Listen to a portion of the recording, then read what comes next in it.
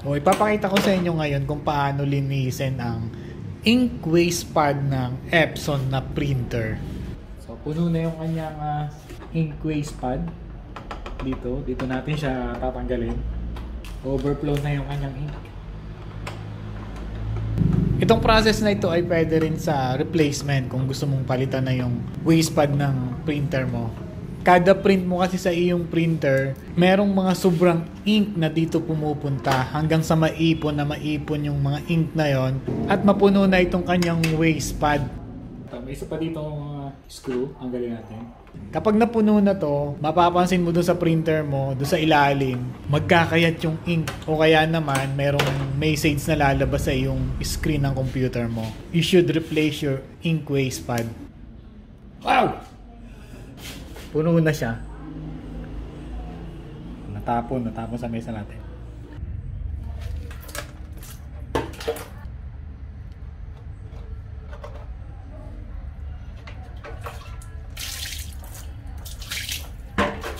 Tanggalin natin.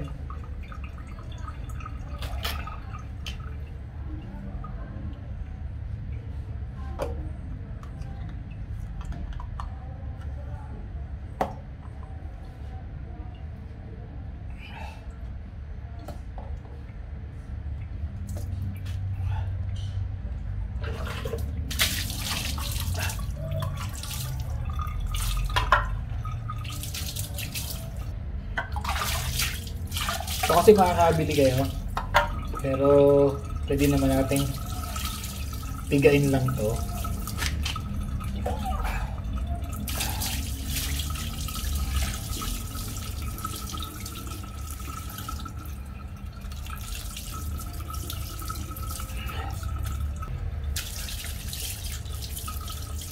So itong waste pad na to maganda na. Hindi siya nayuyukomos kagaya ng dati.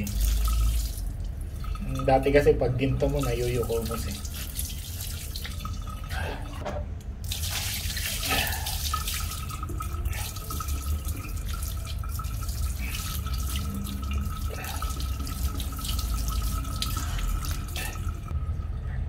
Pigain natin.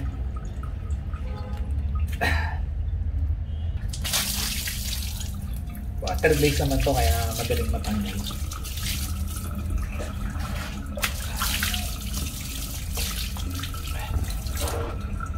So, mas maganda kung running water lang gagawin nyo dito. Ayan o, puti na siya.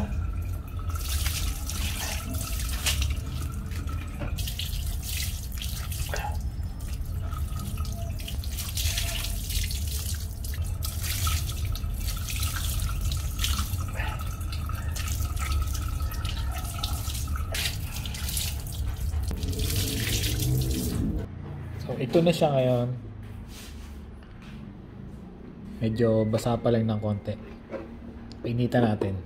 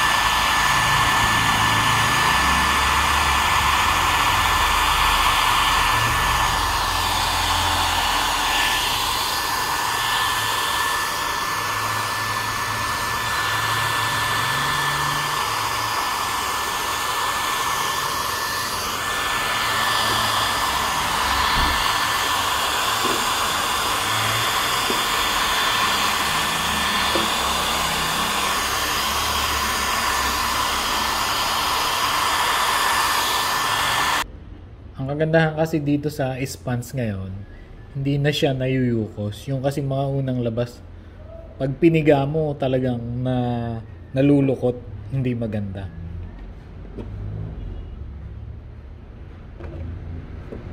So, lagyan na natin dito.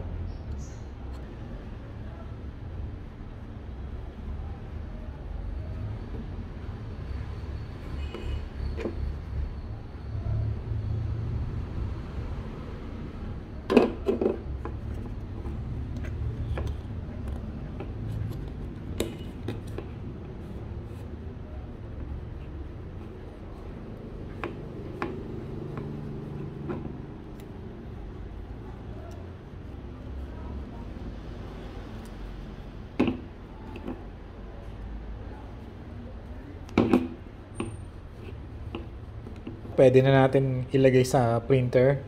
So itong printer kong ito ay Epson L3210. Ang mga Epson naman ay halos pare-parehas yung kanyang process kung paano mag-replace or mag-remove ng ink waste pad niya. Kaya kung iba ang model ng printer mo na Epson, same process din. Applicable to.